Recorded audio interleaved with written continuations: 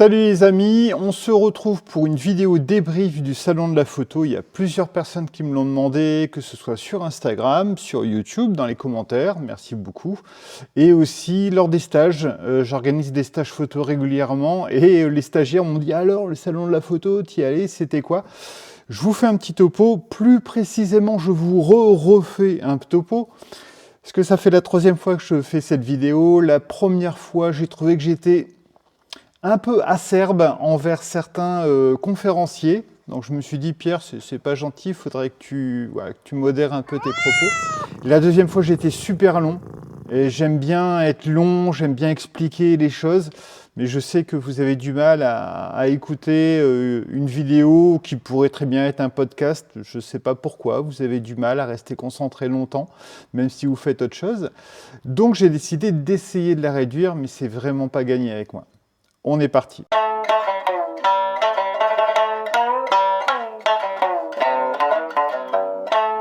Alors, première chose, le salon de la photo, c'était du 9 au 12 octobre, donc jeudi, vendredi, samedi, dimanche. Moi, j'y suis allé le vendredi et le samedi. J'aurais bien voulu tout faire, mais pour des raisons de pro, c'était pas possible. Le sentiment général, c'est qu'il y avait moins de monde que les années précédentes, mais ça, c'est un ressenti. Parce que j'ai regardé les chiffres, apparemment, il y avait toujours à peu près 37 000 personnes.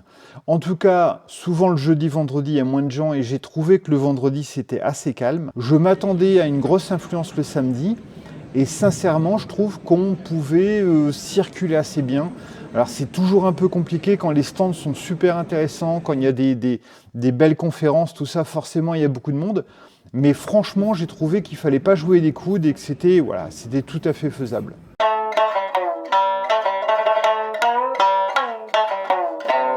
Alors, au niveau des stands, bien entendu, il y a des stands sur lesquels je ne suis pas allé, je ne suis pas passé. Les stands des fédérations ne m'intéressent pas trop, les stands des écoles photo non plus, les bouquins, les magazines en tout cas moyennement, je vous parlerai des bouquins après. Et les marques, ben forcément, moi je suis chez Canon, je ne vais pas forcément passer beaucoup de temps dans les autres marques, je ne trouve pas ça super intéressant, même si pour certaines marques, j'ai pu m'arrêter pour aller voir des choses. Alors au niveau des marques sur lesquelles je me suis arrêté, il y avait notamment Neewer. Neewer que j'aime beaucoup, c'est une marque avec souvent des petits accessoires qui sont super pratiques. Donc ça, je trouve ça pas mal. Je me suis arrêté un petit peu sur ce stand. Je me suis arrêté aussi sur le stand de l'Insta360 parce que je suis vraiment méga intéressé par la X5.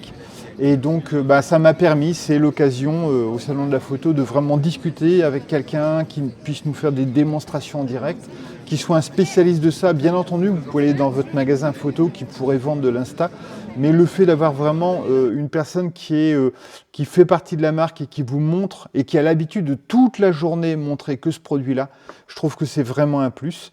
Je me suis arrêté sur des stands, alors j'étais un peu déçu parce que je me suis arrêté sur des stands de sacs photo. Et il y a deux choses que je n'ai pas trouvées. Il y avait beaucoup de stands de sacs, mais je trouve que tous les sacs se ressemblent, plus ou moins. Mais notamment les sacs bandoulières. Alors pas les sacs à dos, mais je cherchais peut-être un sac bandoulière. Vous savez, c'est le type de sac pour les reporters photos, c'est-à-dire que on a le sac en bandoulière, on ouvre, on prend l'appareil, on fait quelques photos, on peut changer d'objectif parce que le sac est comme ça sur le côté. L'inconvénient, c'est que tout tient sur une épaule, mais l'avantage, c'est qu'on peut vraiment y avoir accès. Ça, j'en ai pas vu beaucoup. Et un truc que j'ai pas vu du tout, c'est les harnais. Alors les harnais, on a beaucoup des photographes de mariage qui utilisent ça. Les harnais, que ce soit au niveau des épaules et du buste ou au niveau des tailles, j'ai pas vu. Donc je suis très étonné parce que j'ai l'impression que c'est un produit qui peut intéresser beaucoup de gens. Dites-moi d'ailleurs en commentaire si vous aussi ça pourrait vous intéresser. Lorsque on veut shooter avec deux boîtiers, lorsqu'on est en reportage et qu'on voudrait avoir un accès rapide, j'ai pas trouvé. Et enfin, parmi les stands, il y avait le stand Erol, que j'aime beaucoup, c'est une maison d'édition que j'apprécie. Ils avaient leur stand au rez-de-chaussée, qui était un stand avec certains bouquins qu'ils éditaient, mais à l'étage, il faut vraiment y aller. Je pense qu'il y a des gens, tout le monde ne va pas à l'étage. Et à l'étage, il y avait une immense librairie qui était accessible. C'était génial parce qu'il y avait plein de bouquins. Je suis notamment tombé sur un bouquin de mode. J'ai adoré les photos. Donc il y a des bouquins, il y avait même des dédicaces. C'est vraiment un endroit sympa où vous pouvez aller pour justement essayer de feuilleter, bouquiner, pourquoi pas rencontrer les auteurs et puis acheter des bouquins.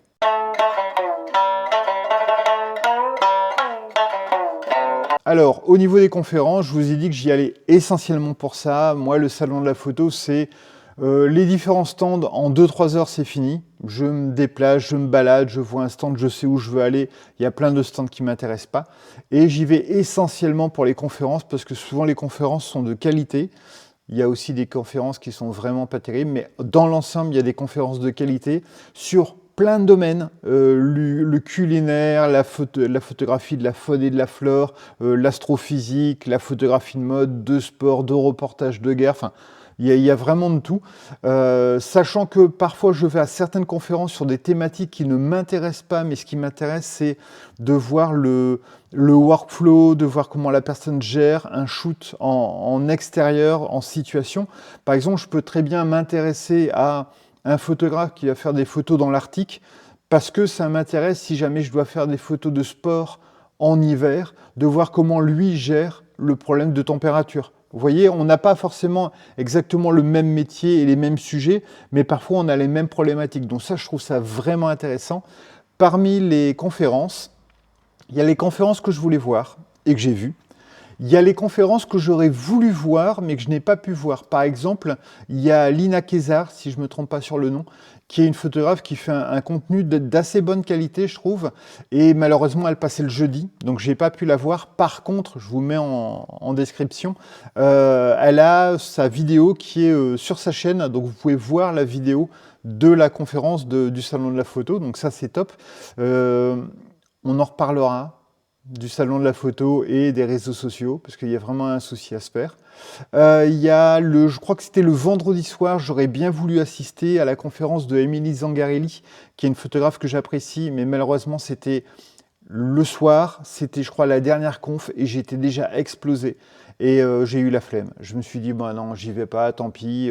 En plus, c'était des photos de famille. J'en fais pas tellement des photos de famille, mais je voulais aller grappiller un petit peu un process, une organisation ou une façon de gérer le client. Mais vraiment, j'étais fatigué, donc je l'ai pas fait. Et je regrette parce que je sais que les précédentes éditions, Émilie Zangarelli avait vraiment une façon de parler, un phrasé, un travail très pro et très propre, même si je suis pas toujours d'accord avec ce qu'elle fait. Voilà, j'aurais bien voulu assister, mais bon, c'était pas possible. Il y a des conférences que je ne voulais pas voir, qui ne m'intéressaient pas, et tout compte fait où je suis allé. Je pense notamment à un photographe qui est allé au Groenland faire des photos. Sur le principe, ça ne m'intéresse pas tellement. Et en fait, en me baladant dans les stands, dans les allées, en fait, on tombe sur la conf, on se dit, tiens, on va regarder 2 minutes. Et en fait, on devient passionné. Et lui, notamment, disait qu'il avait laissé tomber les objectifs fixes pour utiliser des zooms ou des transstandards, parce que c'était plus simple pour lui. J'ai bien aimé cette démarche. Donc ça, c'était sympa. Je suis tombé sur le stand Canon. Pourtant, je suis canoniste, mais bon, je me suis dit, les conférences, ça va peut-être pas trop m'intéresser. Je suis tombé sur une conférence sur le C50, qui est un nouveau boîtier de chez Canon. J'ai trouvé ça génial. Il peut filmer à la fois en vertical et en horizontal. C'est-à-dire que vous paramétrez, vous pouvez filmer en vertical sur une carte et sur une deuxième carte, donc 2 slots, vous pouvez filmer à l'horizontale. Et quand vous faites de la création de contenu, c'est génial parce que vous allez avoir à la fois un format YouTube et un format Instagram. Ça ne concerne pas que les créateurs de contenu. Je le vois de plus en plus. Il y a des gens, parfois je discute avec des photographes en disant oui, tiens, le format vertical et tout, la vidéo, et ils me disent ouais, mais moi ça ne m'intéresse pas. Enfin, je n'ai pas de chaîne YouTube, je ne publie pas tellement sur les réseaux sociaux. Et en fait, les gens considèrent que la création de contenu, c'est un métier à part entière et tu es créateur de contenu. Mais n'oubliez pas qu'en tant que photographe, vous êtes des créateurs de contenu. Alors bien entendu, des créateurs de contenu photo. Mais pour votre com, déjà, vous avez besoin parfois de faire des stories pour vous faire remarquer, pour démarcher. Mais moi, de plus en plus, on me demande des créations de contenu verticales, horizontales. Je fais régulièrement des tests pour des agences de mannequins, pour des mannequins. J'ai un mannequin qui vient, elle me demande des photos Polaroid, elle me demande des photos travaillées dans différentes ambiances. et elle me demande une petite vidéo au format vertical de 10 secondes. Donc vous voyez, c'est des choses, il faut aller chercher, voir un petit peu l'évolution des métiers, des disciplines, des médias. Le C50 a l'air génial. Par contre, pendant la conférence, je suis allé voir le prix. Ça m'a fait un peu mal au rein, parce que je me suis dit que j'allais devoir en donner un pour en acheter un. Donc je suis parti. Je n'ai pas continué la conf, mais j'étais intéressé d'apprendre ça. Et enfin, il y a les conférences, et là, je vais arriver sur une critique. J'espère que je ne vais pas trop en faire. Ceux qui ne me connaissent pas en vidéo ou dans la vraie vie, je suis assez critique en général. Je ne suis pas méchant, mais voilà, j'aime bien être critique, j'aime bien essayer de trouver les trucs qui ne vont pas pour les améliorer, que ce soit pour moi ou pour les autres. Et il y a des conférences, j'aurais adoré y assister, mais j'ai pas vu. Je les ai pas vues. Et je trouve qu'au niveau du storytelling, c'était pas bien fait.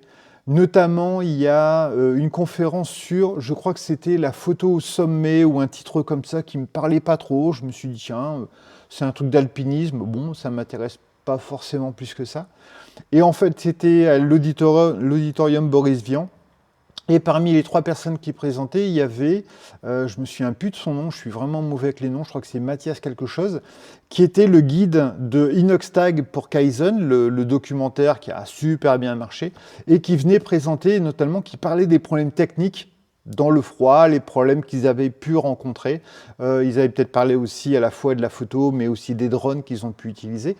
Et je trouve ça trop dommage, parce que lorsque vous regardez le programme du Salon de la photo, à aucun moment vous voyez Inoxtag, à aucun moment vous voyez Kaizen, à aucun moment c'est marqué Everest.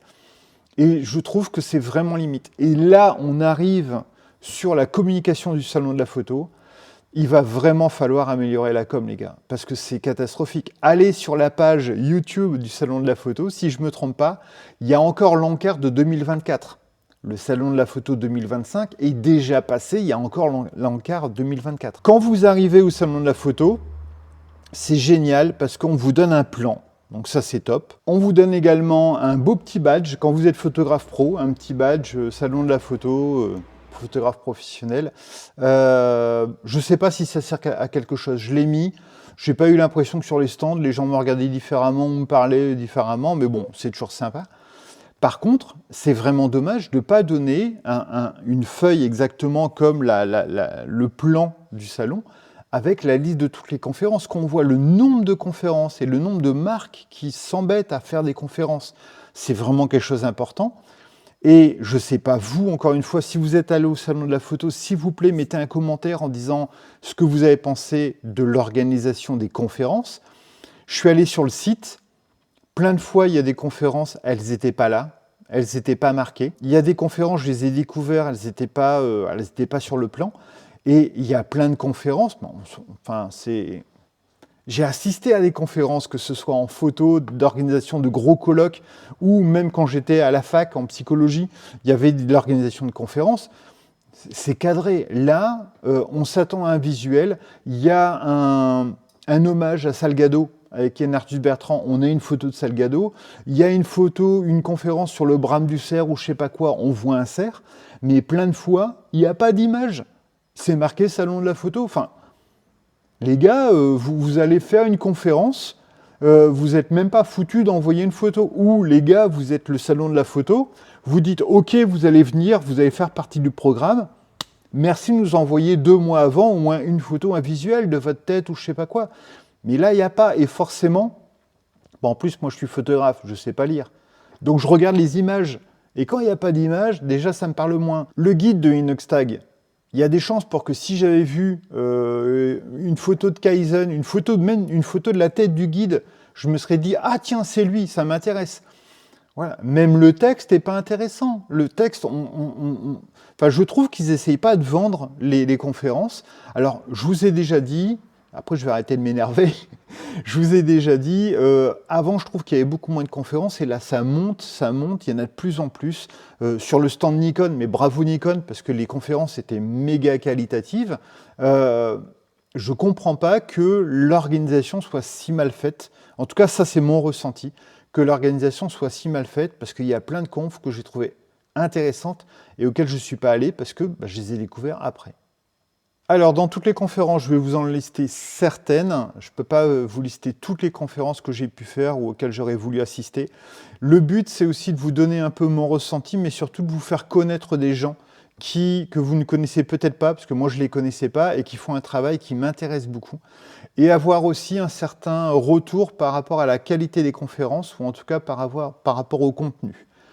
La première chose qui m'a vraiment embêté, d'ailleurs, c'est peut-être même la seule qui m'a embêté, parce que je trouve que l'organisation, il y avait des sièges, les micros étaient pas trop mauvais dans l'ensemble, la présentation sur écran était vraiment bien, les gens étaient sympathiques, ouverts aux questions, tout ça, j'ai trouvé que c'était bien. Mais le truc qui m'a embêté, après, je sais que ce ne sont pas, pour la plupart, des orateurs professionnels, c'est pas leur métier, même s'il y a de plus en plus de créateurs de contenu et on se demande ce qu'ils font là parce que, à part créer du contenu, ils ne travaillent pas vraiment dans la photo. Enfin, j'ai pas l'impression. Ils passent plus de temps à créer du contenu en expliquant aux gens. Alors, on a l'impression que c'est comme certains profs. Vous savez, c'est des profs qui vous expliquent comment travailler, comment s'adapter au monde du travail, mais eux n'ont jamais été à l'usine ou dans des univers privés. Eux, ils sont toujours restés à l'école. Mais bon, soit dit en passant. Et tu casses, et tu casses, et tu casses. J'ai trouvé que pour ces orateurs, il y avait énormément de hors-sujet. J'étais vraiment étonné. J'arrive pour une conférence sur un thème, je m'attends à ce qu'on parle de ce thème. Première conférence, c'était le vendredi. Je vous dirai pas toujours quand c'était, parce que c'est pas vraiment important, mais bon. Première conférence du vendredi, une conférence organisée par la FFPMI, qui est une fédération de photographes, sur l'IA et le workflow. Je me dis, waouh, c'est génial. Moi, j'adore le workflow, essayer d'avoir un flux de travail pertinent, savoir ce que je fais avec mes photos, comment je les traite, comment je les indexe, comment je les trie, je les édite, je les stocke, je les envoie, je les archive, enfin, plein de trucs. Je les renomme, tout ça. Et en fait, sincèrement, cette conférence m'a déprimé.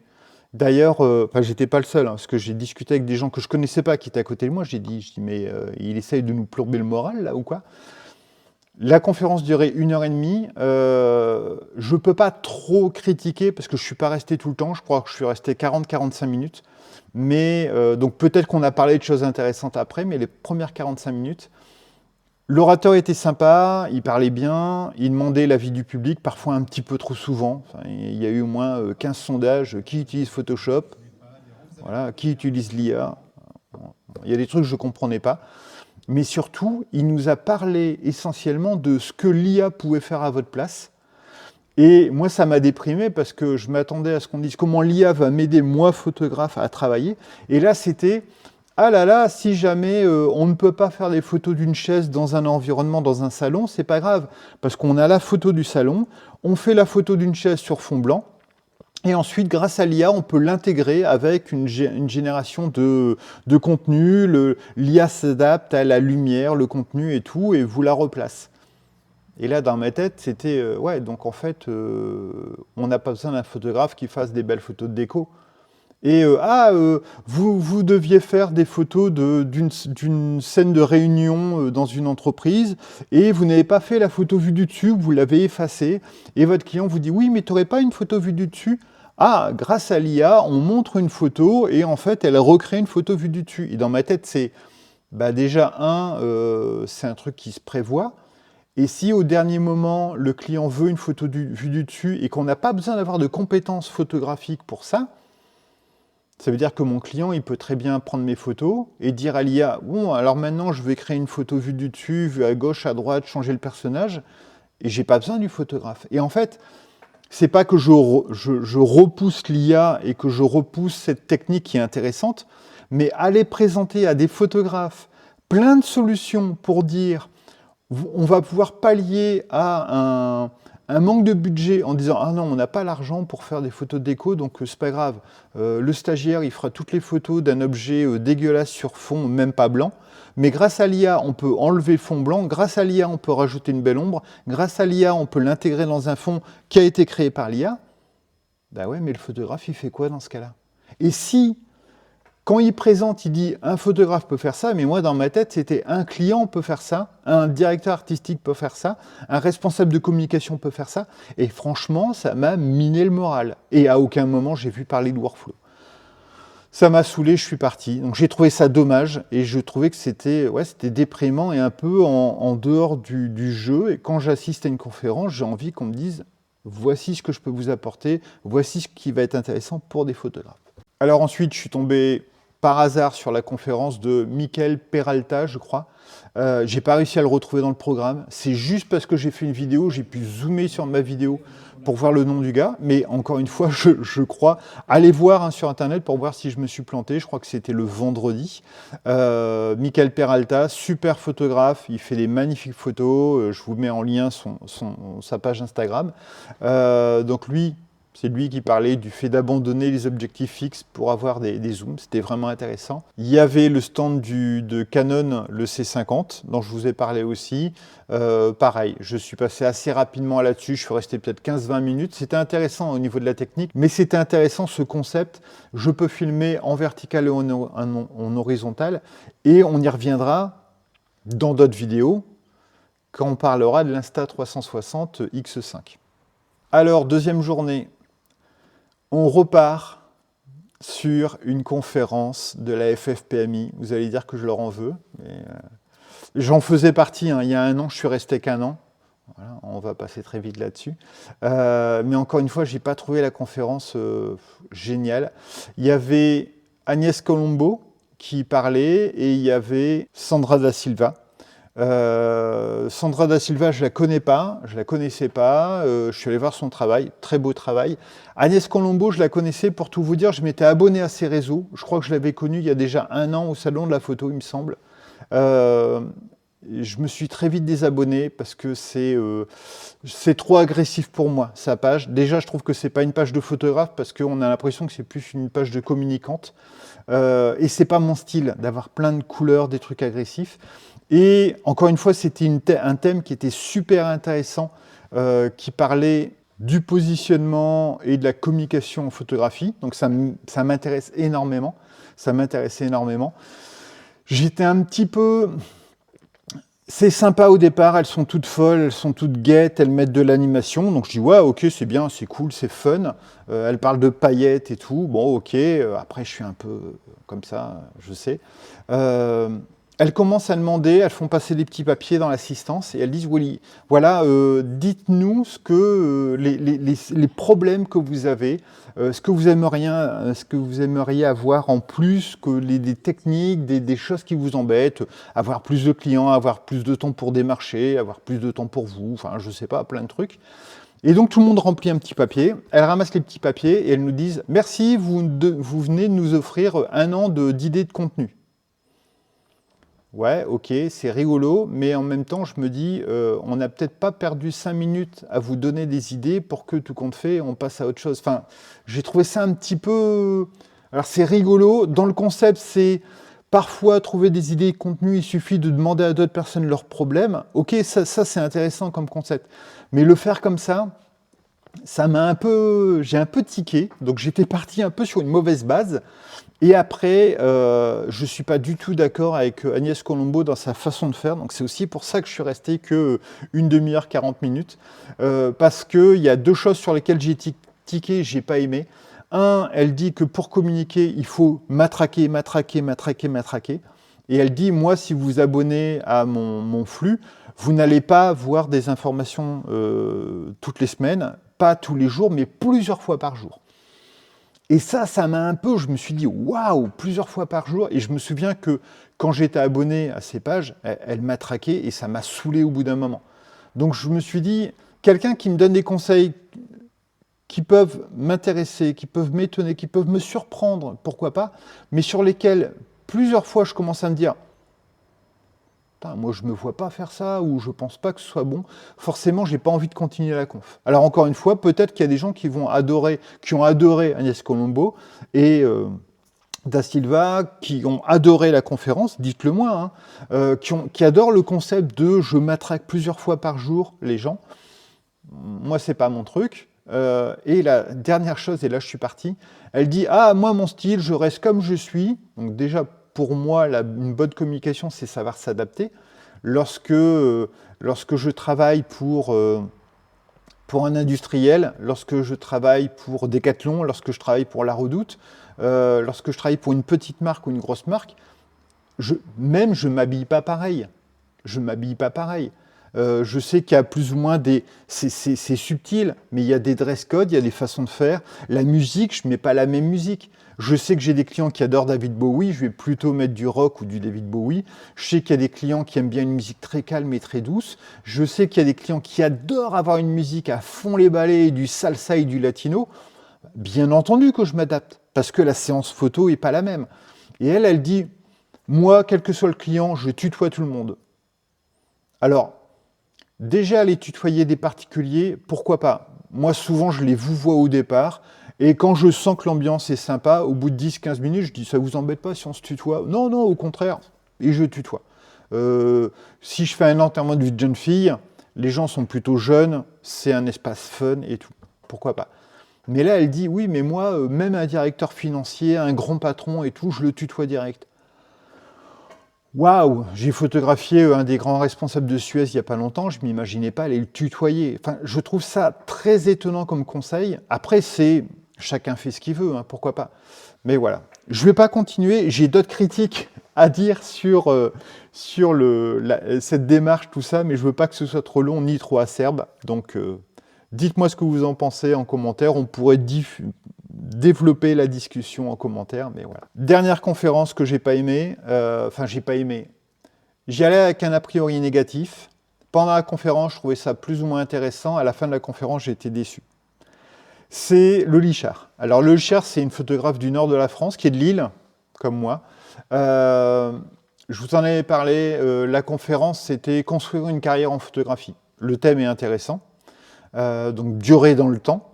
Là où j'ai tiqué, c'est que, comme je vous l'ai dit, le Lichard a, je crois, 6 ans de photographie. Je trouve ça un petit peu présomptueux et un peu bizarre comme thème d'expliquer aux gens comment durer en photographie lorsque nous-mêmes, on n'a pas duré en photographie. Alors peut-être que quand on est jeune et qu'on fait de la photo depuis 6 ans, on se dit « Hey,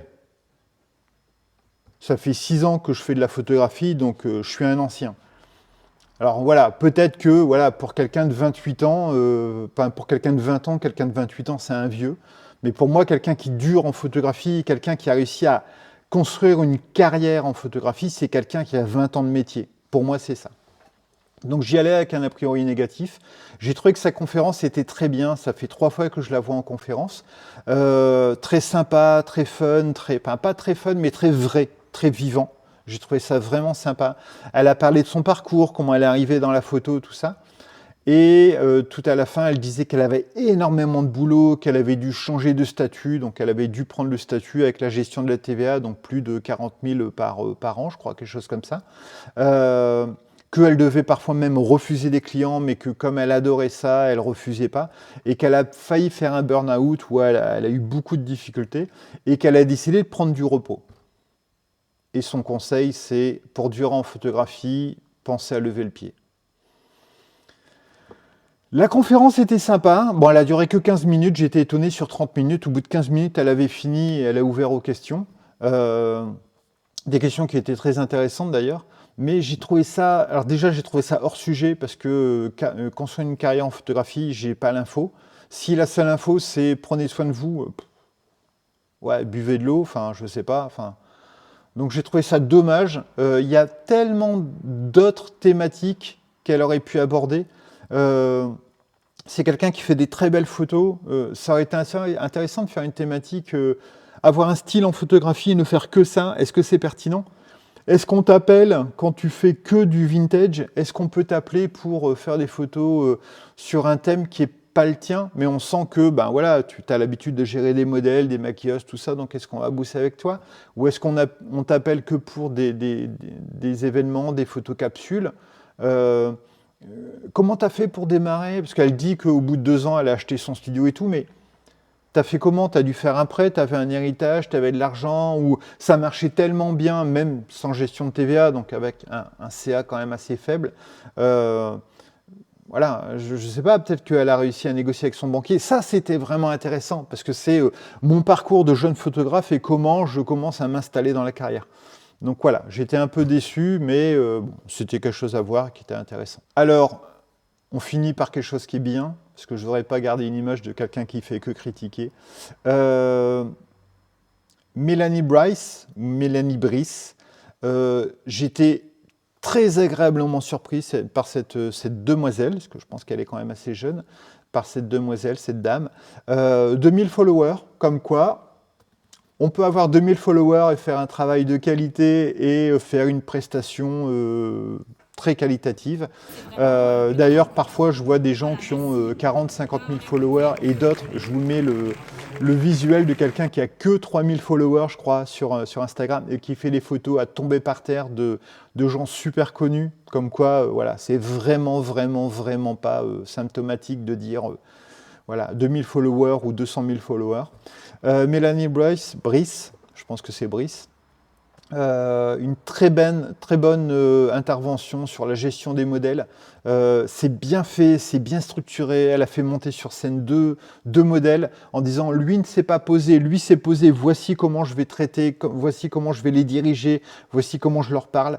Donc j'ai trouvé ça super intéressant. Mathilde Oscar, que je ne connaissais pas, apparemment plusieurs personnes connaissent, elle a beaucoup de followers.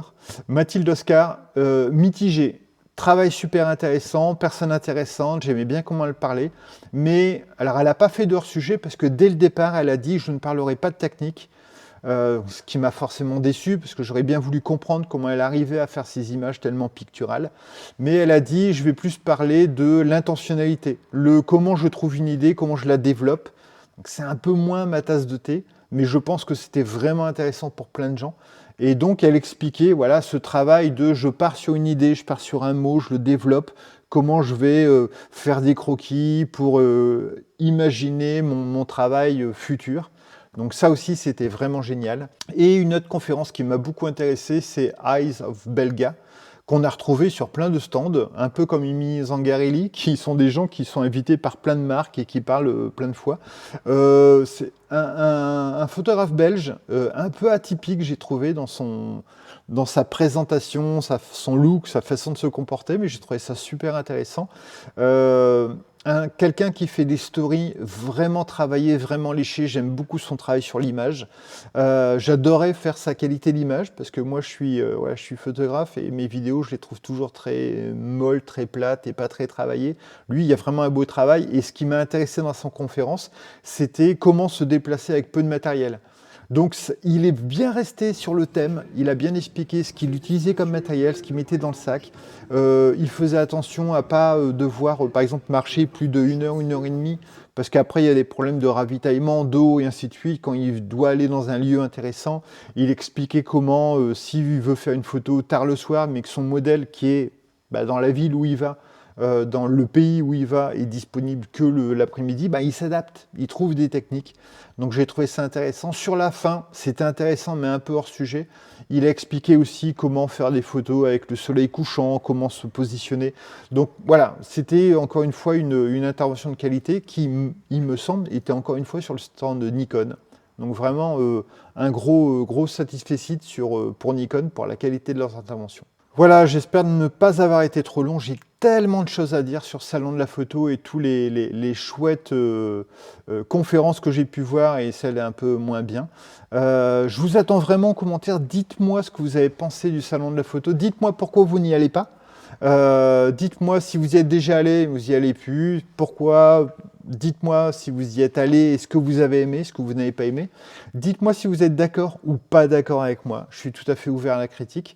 Voilà, je vous attends en commentaire et bien entendu, si vous voulez que je traite certaines vidéos comme certains l'ont fait sur Instagram ou sur YouTube en me disant « Est-ce que tu pourrais parler de ça ?» N'hésitez pas, je vous attends.